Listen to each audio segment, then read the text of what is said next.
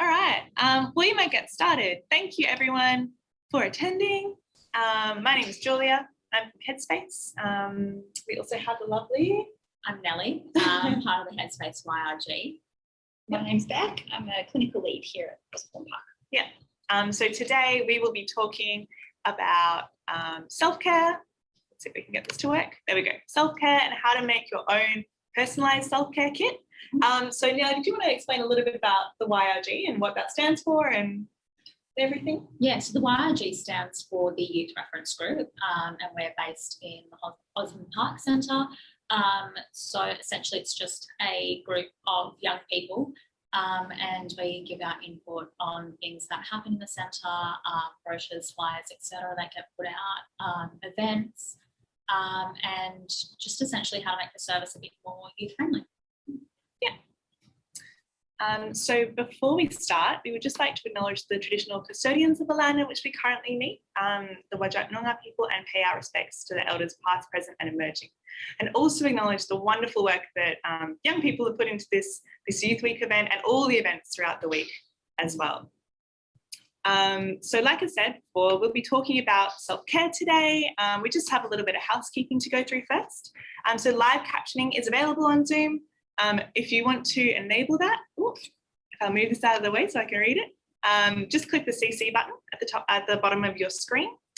The kind of format of today, so we will be talking a bit about self-care. We've got a guide on how to make your self-care kit, and so we're going to be doing like a kind of Q&A session, but there will be obviously an opportunity at the end for you guys to ask questions, whether that's about self-care, whether that's about Headspace or the Youth Reference Group or anything kind of related to that. If you want to, you can check out the chat function.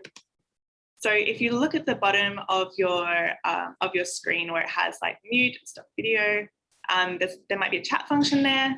And if you want, you're welcome to say your name and pronouns. But otherwise, we'll have an opportunity at the end to ask questions as well. When participating, be patient, positive and kind. I'm sure that won't be a problem. And we will try to answer any questions that you have. We will also be sharing the resource that we're using throughout the workshop at the end as well. So if you want to get a hand at that, then just let us know and we can send it through.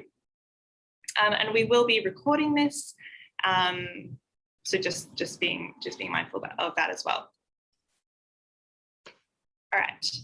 So before we start, we will be talking about mental health. We won't be talking about anything too heavy, but of course, mental health is a topic where we need to make sure we're looking after ourselves, especially when we're doing a workshop on self-care.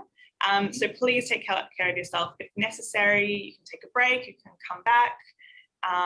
This isn't going to be specific mental health advice.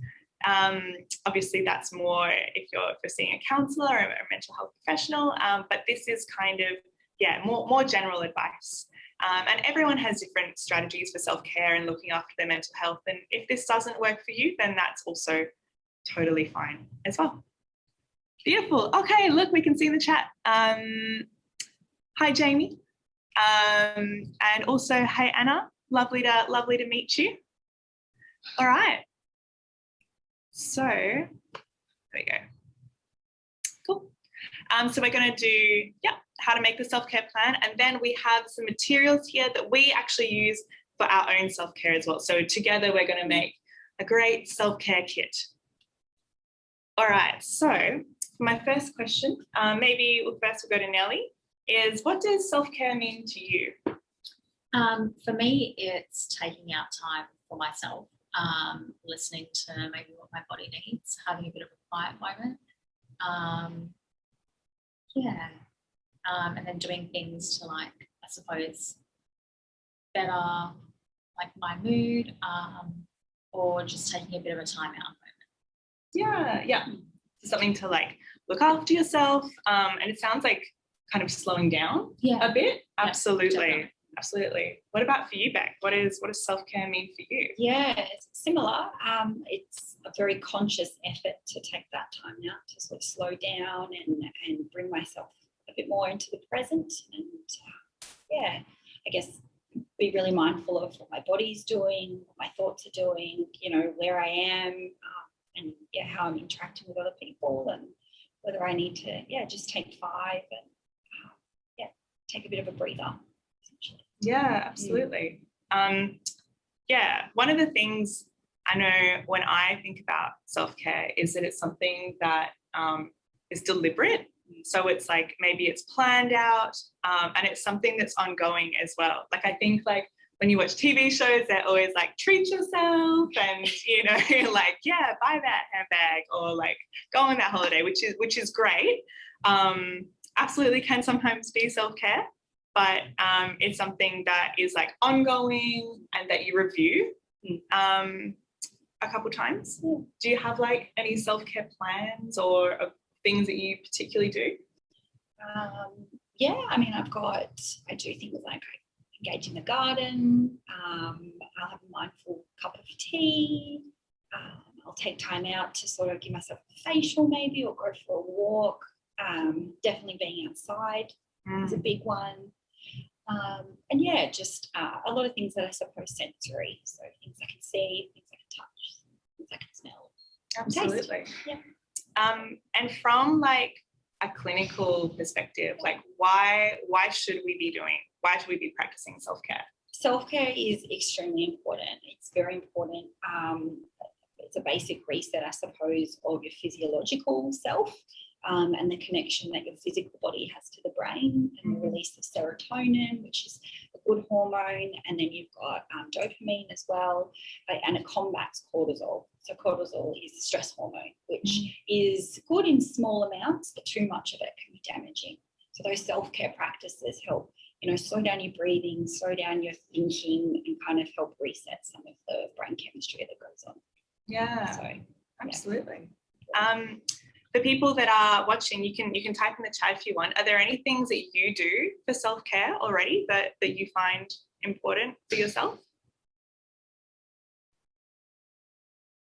See if any we'd pop love up. to hear. We'd love to hear them. We might keep going, but if you have any, then feel free to pop them in. Yeah, absolutely. Cool. So what if someone's like, I have heard of self-care, like it sounds like a great idea, but I don't know where to start. What would be your advice? Or what do you do? How did you get started? For me, it was just doing small things that were mindful. So consciously doing something where I separated myself from a situation that maybe was stressing me out, or that I could notice was maybe tiring me out. So for me, I just started with going out on walks. So allocating that time, and it doesn't have to be like necessarily a vigorous or like an active type of walk. It can just be like a slow and steady walk where you just go and pace yourself and gather your thoughts together. We've got some people saying they're writing their journals. Cool. And they use an audio book. Yeah, great. Yeah. Oh, doing some crochet. Yeah. I love that. So creative. Having a creative outlet, super important. Awesome. What about for you, Beck? Like if someone's like, I don't know where to start with self-care, I've never really done this. This is a new concept. What would you suggest? I mean, you can always take the step yourself and sort of go out there and try a few different things. I know that when I'm stressed, it's usually someone that cares about me that puts it out sometimes. So I think talking to your parents, talking to your friends, you know, if you know you're feeling yourself getting a little bit overwhelmed, usually the people that care about you will notice, and they might reinforce. Maybe just take some time out, go step away. You know, my team here are great. They make me move away from my desk and have lunch somewhere else. So you know, that sort of team connected sort of, it's really important. So checking in with other people, and making a plan. Absolutely. Take time out.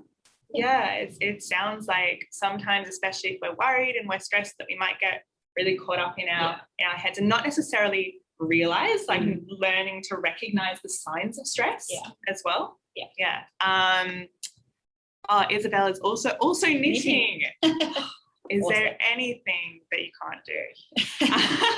All right. So what we're going to do today, so we've talked a little bit about self-care, is use a plan, because it can be really difficult to start self-care. And practice. I think, like, I see it all the time when I'm on like Instagram, and they're like, you know, practice self-care, set boundaries. But that can be really hard. Like, You might know how to do that, but know that you want to do it, but how to do it is something different. So we're going to use a plan today that was made by the Black Dog Institute. And they're an Australian organisation that does a lot of work in mental health, particularly around depression. And they created this self-care plan originally for during COVID times. So some of the language might be around, you know, like avoiding social media and news that's like really COVID heavy. But the plan is actually, it's really well thought out, and it's these 4 steps to creating your own self-care plan. So the first step they talk about is examining what you're doing currently. And you can see on these 2 columns that we've got there that strategies for self-care or coping more can be positive. So that might be things like listening to music, it might be knitting, might be journaling, and some can be a little less helpful. So some there we've got like drinking alcohol and other drugs to excess, or, you know, yelling, biting fingernails. I think I enjoy that they put that one on there. So yeah, I wanted to ask you guys, what do you think? Maybe give us one thing that is like a positive thing that you do, and then something that you're like, oh, I'm not sure. Maybe I could change. What do you reckon? A negative one for me would definitely be biting my nails. I always catch myself doing that when I'm stressed. Yeah. So yeah, I also love that they put that on there, because like I think that's something that you can quite easily overlook and you don't recognise as a sign of being stressed. Yeah. And a positive is I'll just put on a good playlist and like sometimes light a candle and just sit there and listen to good music. Oh, love that. Yeah. Got the playlist. I think a negative one, I seem to withdraw a little bit, sort of pull away. I'll sort of hide away in my room or my office, or, you know, sort of avoid social things, and just sort of, that's when I sort of notice that I'm maybe a little bit stressed out. And and then I combat that, I suppose, with engaging in exercise. So every couple of days I'll walk my dog, or I will go for a run just myself, and get me back into that sort of being out, you know, outside, back out in nature, back out with people, back out there. So that's my combat. Absolutely. And that sounds, oh, we got some here. Yep, from Jamie. So going for a long walk, negative could be procrastinating, spending too much time on your phone. I absolutely fall into that one. Just like you're like, it'll be 1 minute, it'll be 2 minutes, I'll just sit for another 5 minutes. It's suddenly 45 minutes. No, not moved. Positive dancing. Oh, love that. Yeah. So so I guess the purpose of this step to start with is to have a look at what are we currently doing that's working and what's not working. Because sometimes when we're feeling stressed, when we're feeling overwhelmed, it can be difficult to pick apart exactly what's going on for us. Just like you said, Nellie, about, like, you know, like biting my nails, like I wouldn't necessarily have thought of that. But it might be something that's not super helpful. And also not beating ourselves up. You know, if we are engaging in that negative stuff, like it's totally human to just try to want to make yourself feel better. Skipping meals. Sometimes definitely when people are stressed, they might not notice that they're hungry. Absolutely. The little bit it talks about at the bottom here is being really honest with yourself about what your positive and negative coping strategies might be as well. Because if we are obviously wanting to improve our lives and improve our self-care, we do have to be really honest about what we're doing and what we're not doing. Yeah. Certainly got to practice what we preach. Totally. All right. I'll just move this down here so we can see it. So now we've looked at, you know, what are we doing currently? The next part of the self-care plan is all about identifying our daily needs. So like we talked about before, like going out for dinner, or you know, buying like online shopping can be handy, can be fun, but it's definitely not something that's sustainable, and definitely not something that we can do every day. So in this plan, they look at all the different areas of self-care. Because it's not just about, you know, your physical health or your psychological health, but it's also about, you know, your work, where you're working, if you're studying, trying to find something that you're passionate in, your social health. I really like on here that they've got financial health as well. Because that can totally be a big one, especially like we've totally seen with COVID, with people finding like places to live and losing their job and stuff. And also it's got like spiritual health. So that could, for some people, could be like religious practices, but for other people it might be something more like meditation. Yeah. So yeah, are there any ones on here that you think you might want to try? Because we've looked at our current practices, but it's also got a column for things that you'd like to try to look after your mental health. Probably take a leaf out of the financial column. Yeah. Just get better with buying lunch, for example. I started doing meal prep for the week, and that's alleviating stress of having to try and get lunch in the day. So that obviously is an extra thing that I've taken to do. Totally. Saving money, but also just time out to eat healthily, things like that. Yeah. What about you, Nelly? Anything you want to try? I really like the professional aspect that they've got in there. I think especially sometimes, like, depending on where you're working, it can be quite busy to be like, oh, like, I won't take my break now, I'll do it later, when we're less busy, and then the time just flies by and you end up taking that break.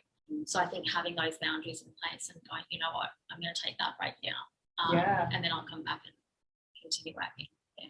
Yeah, absolutely. I think when I was looking through some stuff for this, one of the ones that I was thinking about for professional is like figuring out your rights as like a worker as well, and saying like, I am entitled to this break and I know that I have to take this, and making sure that you're also aware of stuff.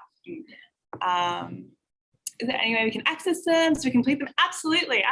So I will, at the end of this, send this worksheet to Propel Youth Arts, and then they can send it out to you, because they'll have all of your contact details. But absolutely, it's a really informative template, but it's actually only about like 2 or 3 pages long, so it's small, so you can keep it close by. But yeah, great question.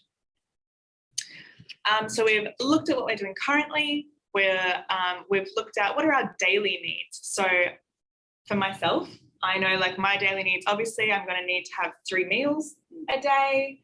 Some physical stuff might be like I've got to get some exercise each day, and this is about figuring out what do you need every single day.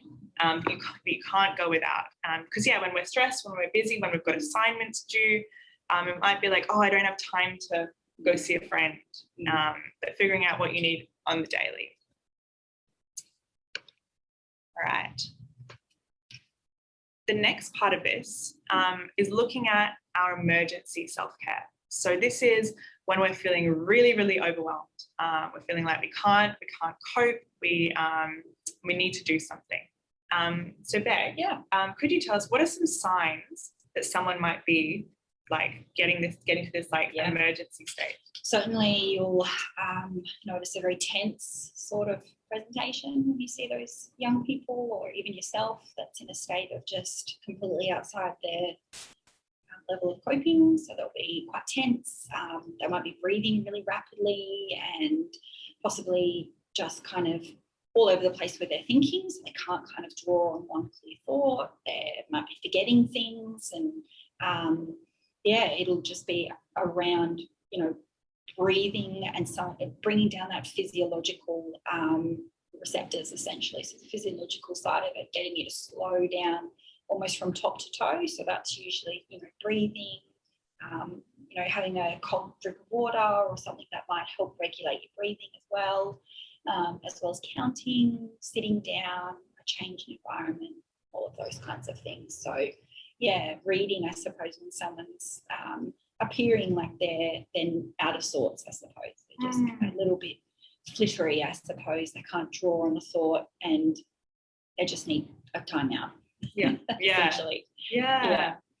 Absolutely. And for Nelly, it talks about like different strategies for that emergency self-care. So it might be, the relaxation and staying calm might be around like a meditation, self-talk. So it might be some things that we say to ourselves, having social support. So having like, people that we might call as well. So is there anything that you do that when you're, feeling really overwhelmed, you've got lots of assignments due, they're all due on the same day, what are your kind of go-to that emergency stuff?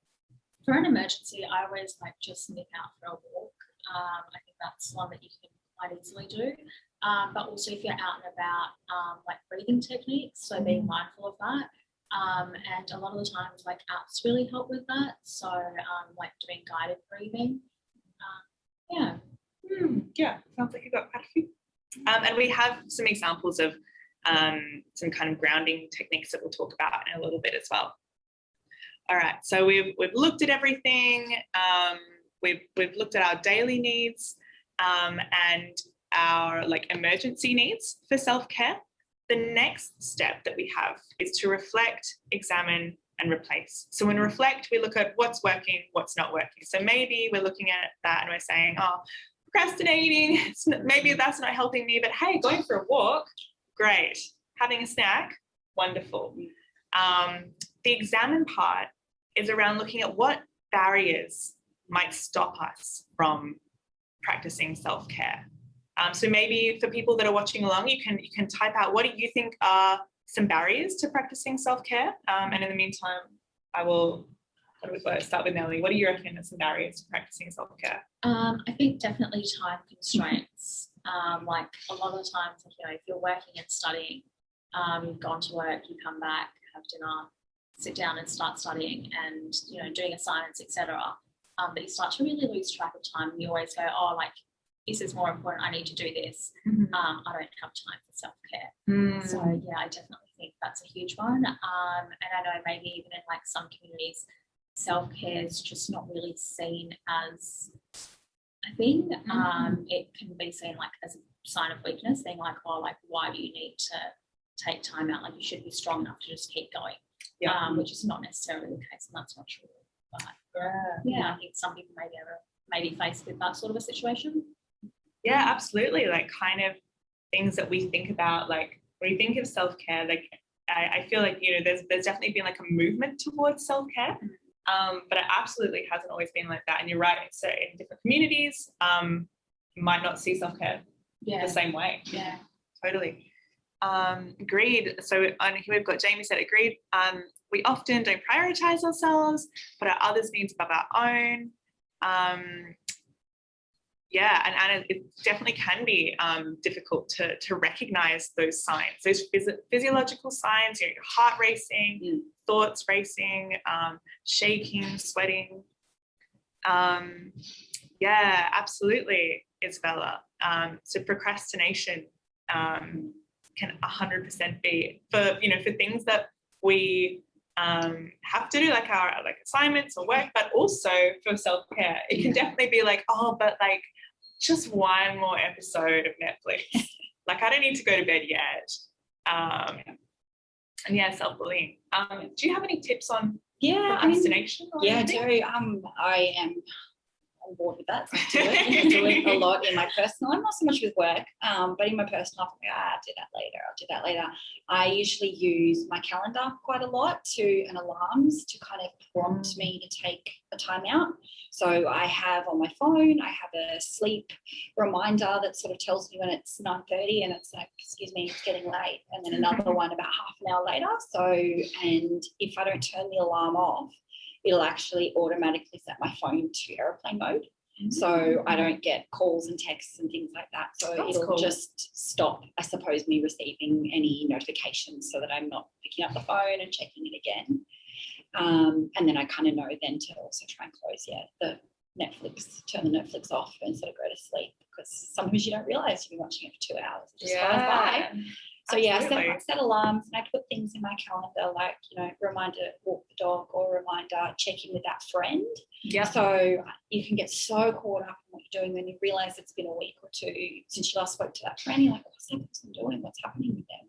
Totally. So I'll put a reminder in and make that time, even just an initial text to reach out, because sometimes that's all it takes if you're in a bad place to touch base by text. Absolutely.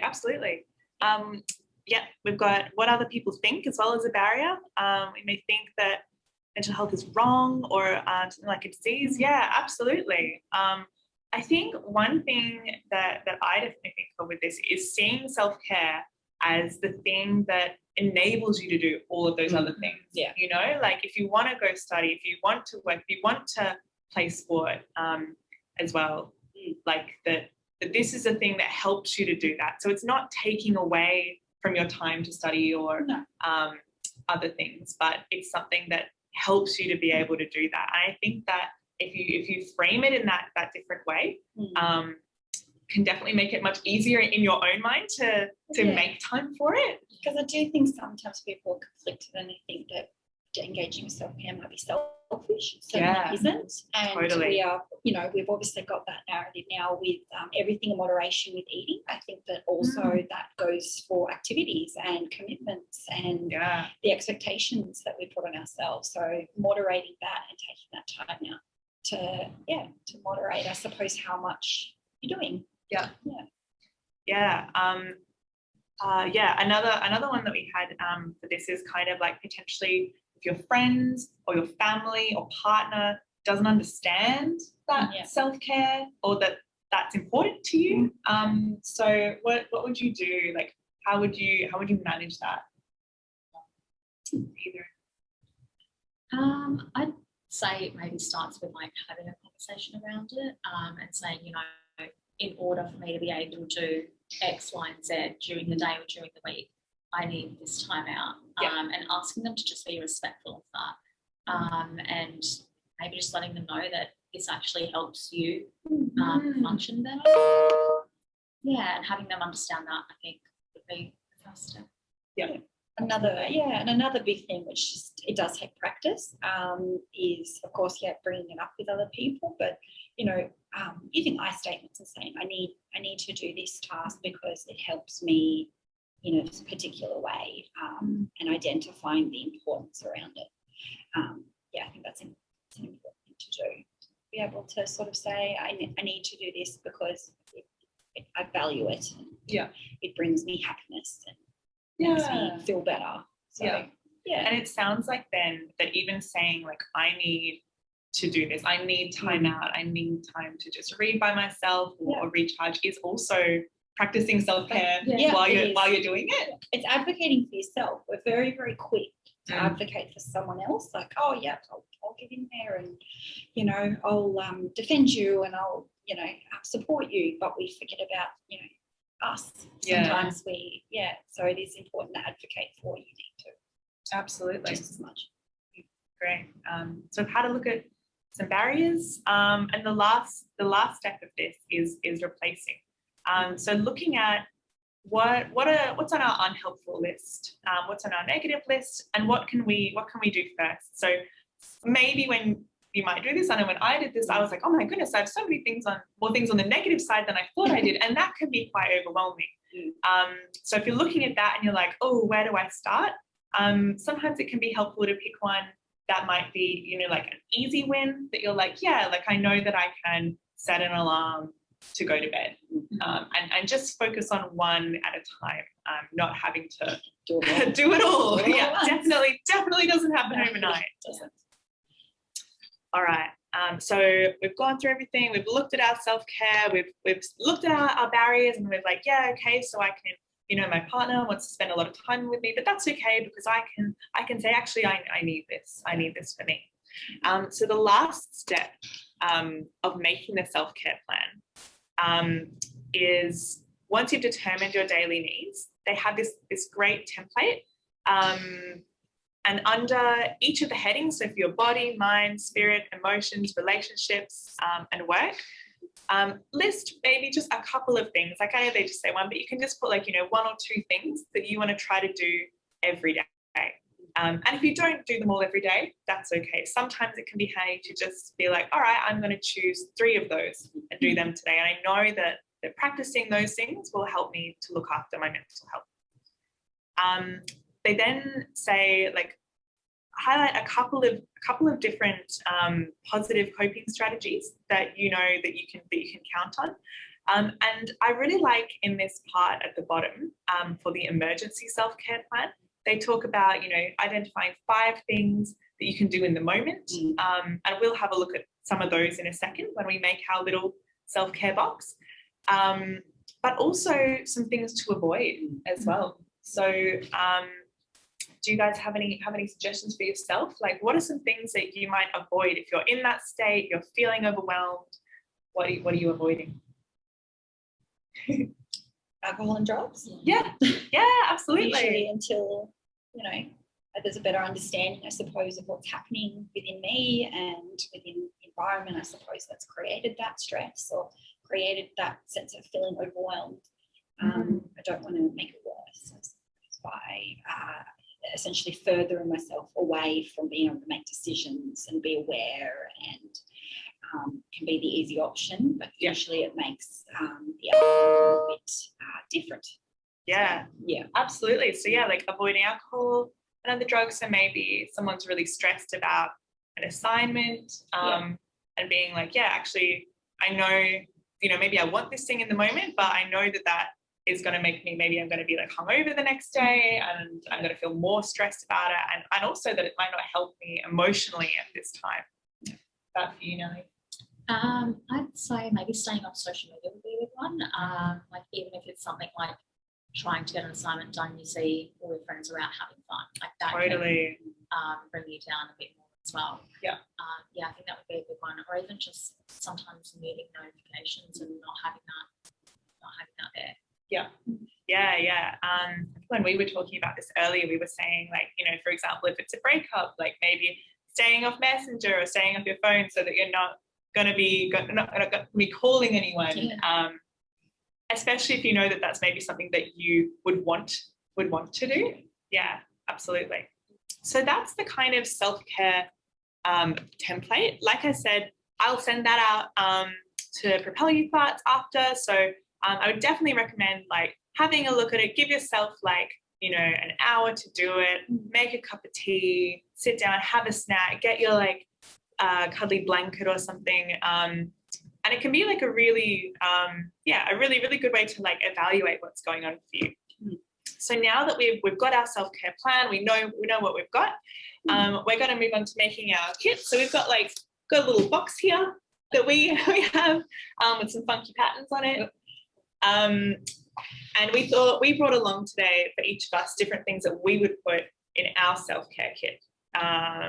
So should we start with Beck? What do you bring? What's in your like emergency or like just when you're like, you know, wanting something nice? I go with a cup of tea always. I will have usually a cup of tea over night time.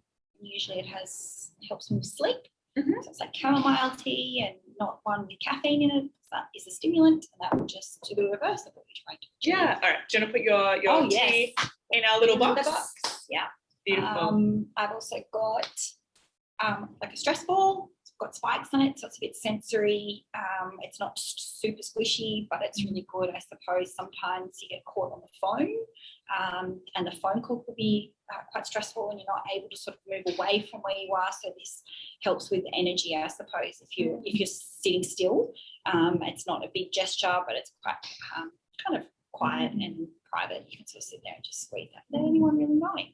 So I've got. And what's like the benefit of having something that's kind of sensory? The sensory elements are quite good. So I mean, this one you can get the normal squishy ball, like the foam ones, but I tend to go more with the spikes just because it essentially will trigger the nerves and sensations in your hands. There's billions of nerves in our hands compared to anywhere else. So this it can also just help with slowing down your breathing, essentially. So if you're kind of pushing this, and you're also, it's bringing attention back to your hands and being present and your present self. So it's really helpful for that. And even if you're not squeezing it, just rubbing your finger on it can just be helpful. So it's different for everybody. Yeah. So that's good for that. Absolutely. I sometimes give myself a bit of a facial. At the end of the workday, I have a bit of a end of day ritual, if you like, which is usually, have a shower, but then I'll do a bit of a facial and wipe that off, and it's just a bit of a reset, have my cup of tea, go to sleep. So that I do that every couple of days. So that's quite important for me. I am a huge plant enthusiast, so this is one of my desk friends, but yes, I do tend to grow plants. Succulents are really easy to look after.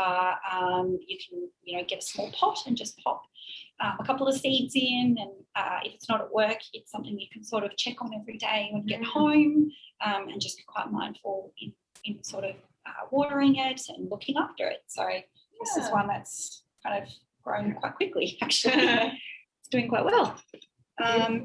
And then otherwise, I just sort of engage in, I do cooking at home, so mindful cooking, smells, sensations, textures.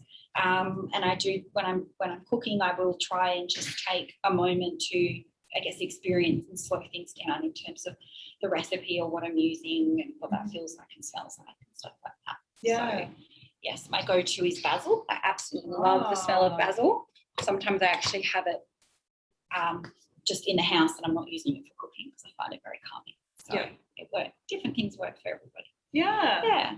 So I love that. yeah. Nice. And you can definitely put like music on when you're cooking and like definitely dance. do all of that. As we had on here before, a lot of dancing. I do all of that too. Absolutely. Yeah.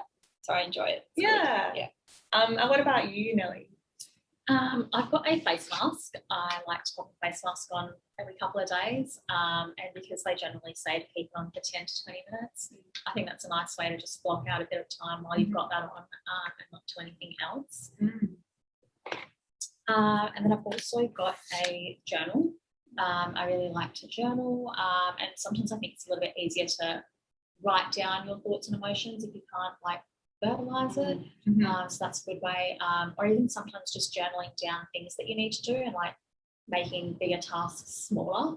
I think that can be quite a relaxing thing to do. Absolutely. And we saw before that like quite a few of you were like, journaling is super helpful, which is great. And then I also like to have a cup of tea. A nice warm cup of tea I think is always comforting. Yeah, beautiful. I brought some along with me as well. So you probably have a toothbrush as well.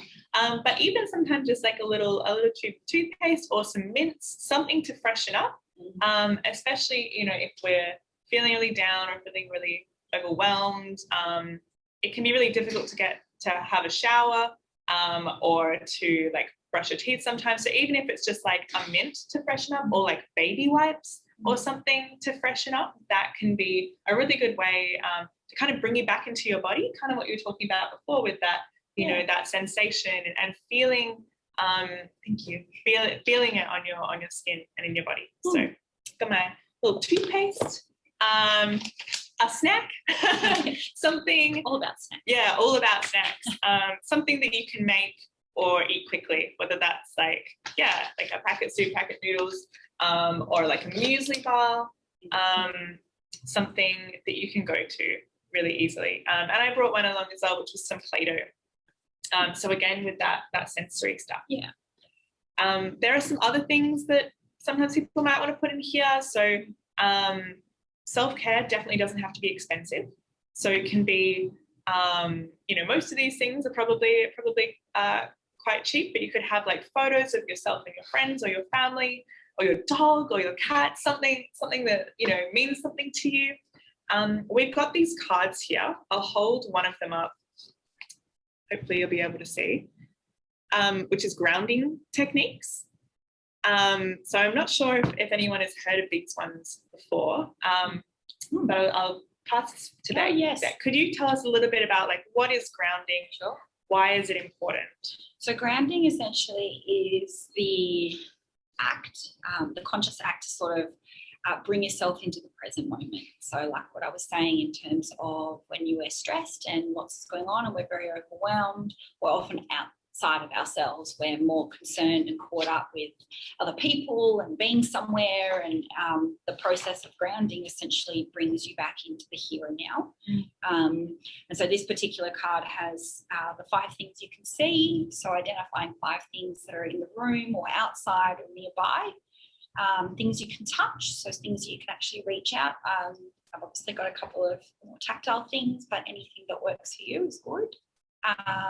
3 things you can hear, so closing your eyes can help with this and actually bringing your attention to using your ears as opposed to your eyes, which is different.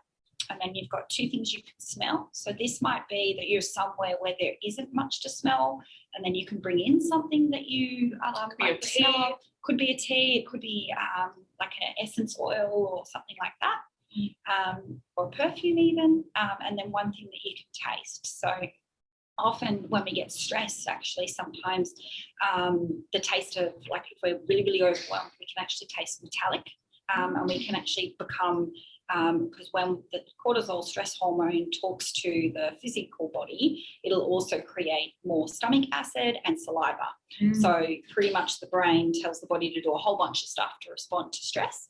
And by bringing yourself, I suppose, grounding back down to changing that experience, it'll help with that regulation and that calming. So it is quite important to have, like a tea or something that you enjoy the taste of, chocolate, whatever works for you. So that's that. Yeah, that's really cool. So we have these cards. Hold it up again so you can see quickly. And you can obviously buy these, but you can also just write them on a piece of paper. If you look up like grounding techniques, so you can always just pop that in your self-care kit as well. So you don't have to buy stuff for it. Most of the stuff you can probably just find around your house. And it can be really handy if you're making a self-care kit or a jar or a box, taking some time to like decorate it. It sounds like we've got some creative people here, which is wonderful. So taking time to decorate it and then putting it somewhere where you can access it easily. So whether that's like if you're studying, like having it next to you on your desk or like under your bed, somewhere where you know where it is. Mine's on top of the fridge. Yeah. Seem to congregate in the kitchen.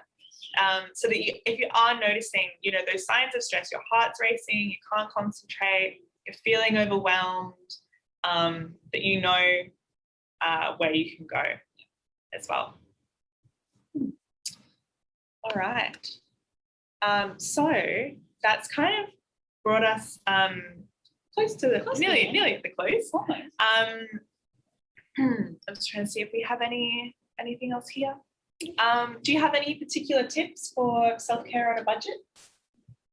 I think apps is always a good one. Like I think in today's day and age, everyone's always got their phone on them. So even just having a selection of apps that you can go to, like free ones, there's plenty of free ones to download. Creating a playlist, if you've got like Spotify or like Apple Music, whatever, having a playlist that you can always go to. Do you have a list of apps I can send? Yeah. Okay, so we have a list of apps. I do have a list. So we can send that out with all the information about the self-care plan as well. I think apps are good. They are certainly very good and great if you're, technologically engaged. I tend to also encourage you to get out in nature. So the world is free. Very free. It can bring you back, like I said, that grounding stuff in terms of smelling and touching and, the smell of dirt, the smell of certain leaves, the smell of the ocean, touching sand. There's a lot out there that is free. And it removes you, I suppose, from being on our screens, which we are a lot of the time.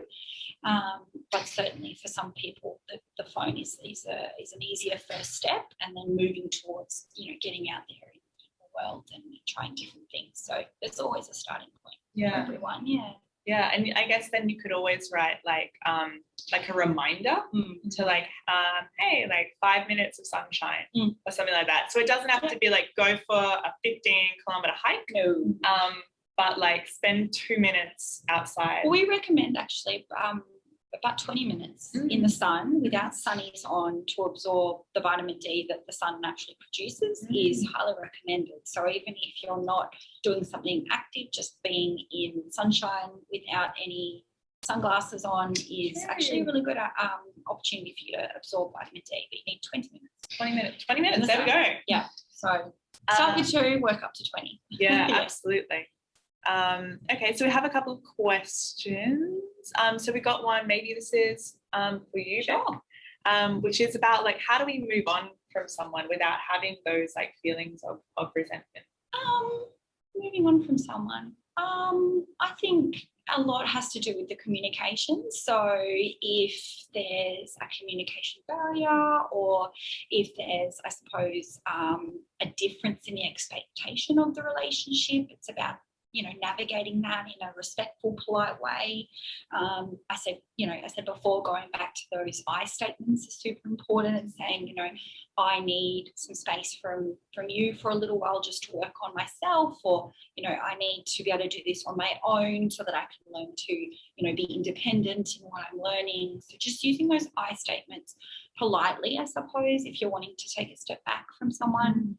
We've all had those people that are very, they're very much wanting to be around you maybe all of the time, and that goes not against what you're about, but you need that time alone just to get your thoughts. And it's okay to say that, like, I just want to do this thing by myself, because I need to, this is something that I need to do, and this is why. And I think that's perfectly okay, and it will set the tone.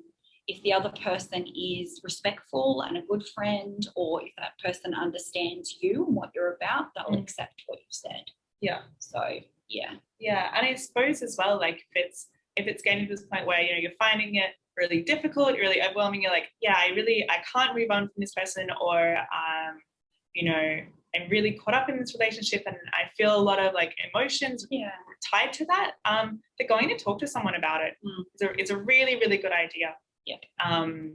Because our counsellor, which I'm sure Beck will talk about in a bit, is not going to tell you what to do or anything. It's more about giving you space to be able to talk about the things that are going on for you, and then those a lot of the time those problems will kind of naturally arise and resolve as well.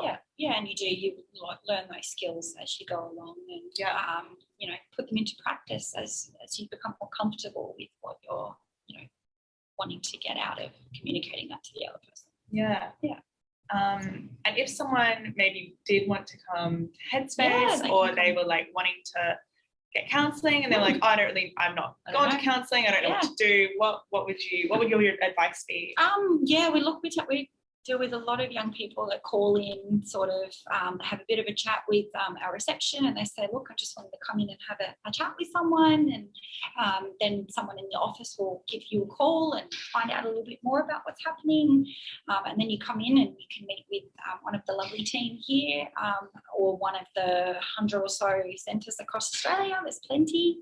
We look at what's happening for you, and we do we discuss goals that are, what you want to work on, and we check in with you throughout the time that you're with us to make sure that we're still on point with what you want to work towards. So I would certainly encourage you to come through to a Headspace service. We're very supportive, we don't judge, and we'll make sure that even if Headspace is not somewhere you stay for a long time, that you're supported wherever you do end up. So and we said at the start, we're from Headspace Osborne Park, but there's also Headspaces in Joondalup, Midland, Armidale, Fremantle, Rockingham. So if you are like curious about it, you can hop onto, if you just look up Headspace Australia, you can put in your postcode and it'll show you your closest Headspace centre as well. That's right. There's also eHeadspace, which is an online counselling service. So that can be like online, like this, kind of like a Zoom, or it can be over the phone as well. And that can be really good in the meantime as well. Maybe if you're like, I've got to talk about something, maybe there's like a little bit of a wait time until you're seeing someone at the centre, you can start talking to someone there as well. There's also lots of resources on the website as well. So there's lots of info sheets, fact sheets, frequently asked questions, things that you can start sort of reading to, make sense of what's happening, as well as understand what services we provide at Headspace as well. So, and if in doubt, always just give us a call. Happy to have a chat with any of you. Are there any other questions that anyone has about Headspace, about self-care? Okay, so what can you do if someone notices you're sad, but instead of helping, they jump to the wrong conclusions and make you feel worse, because all that person cares about what the story is instead of helping the character of the story. No, story. Don't have to apologise. So they're more interested in like what's going on rather than helping. Than listening. Than Yeah, listening. it sounds like they are probably the type of personality or some type of person that just wants to fix it. So it's a go-to thing for humans to just want to get in there and help and fix it and just take away the problem and fix it. But a lot of the time we just need to be in the present moment. And sometimes there are problems that we can't fix for the other person. It is just about hearing them and empathizing with them, and just, sometimes you can't fix the problem. It's just about understanding the impact for that person and walking alongside them while it happens, because some things continue to happen. We can't always stop it, but helping the other person to feel like they're not in it by themselves is super important as well. So, yeah, and look, people do jump to the wrong conclusions. I think where they don't have the information about what's happening for someone, they will put the puzzle pieces in themselves without quite knowing the full story, and often, until you're ready, you want to share what you want to share. But it's also okay to articulate that, I'm not quite ready to tell you all of the details right now, but I really appreciate that you've come to me and you're willing to hear what I have to say. Totally. So that's very important too. Yeah. Is there anything you'd add to that? I think I'd just say that we also need to be mindful that like friends, family, people around us aren't always necessarily equipped to help us or help our situation. So they may be excellent at helping you with something else or helping out in a different situation, but maybe with that specific situation, they may not be the best person who can help, which is why it's always a good idea to seek out external help. So coming through to something like Headspace or accessing Headspace, and that could be a resolution. Yeah, and that sounds really frustrating. It can be really frustrating when you're like, oh, I just want you to give me a hug and listen to me, and they're like, what about this? Have you tried that? So that's absolutely really frustrating. One of the parts on the self-care, the plan that we've just gone through, looks at who are good people to talk to when we're feeling overwhelmed. So it might be like, hey, maybe saying look, I know that my mum is going to go and try to fix it straight away. So maybe she might not be the first person that I talk to. Maybe I'm going to talk to my friend Jess, that is really she listens, and figuring out who the best people are to talk to about certain topics as well. Yeah, so I hope that answers. Any other questions?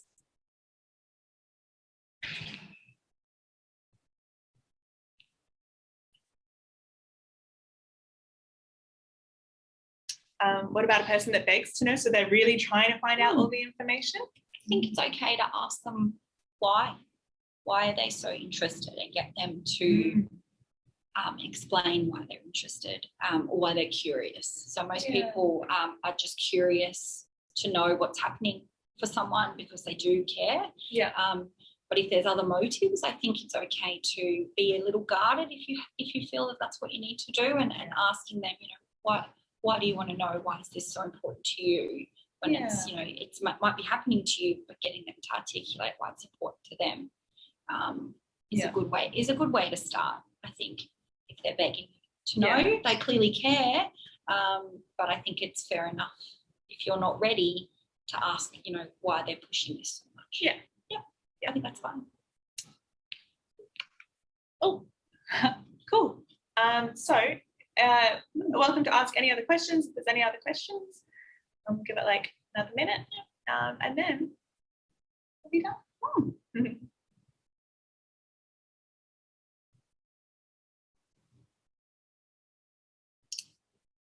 Doesn't look like any have come through. No. So thank you so much, everyone, for joining us. We had a great time. Thank you, Beck, and to Nelly, and to Propel Youth Arts for creating this wonderful week of events. Like I said, we will send through all of the information. So if you want to find out more, you can just have a look there. And if you want to find out any info about Headspace, just look at Headspace Australia on Google. Yeah. Cool. Awesome. Thank you so much, everyone. See ya.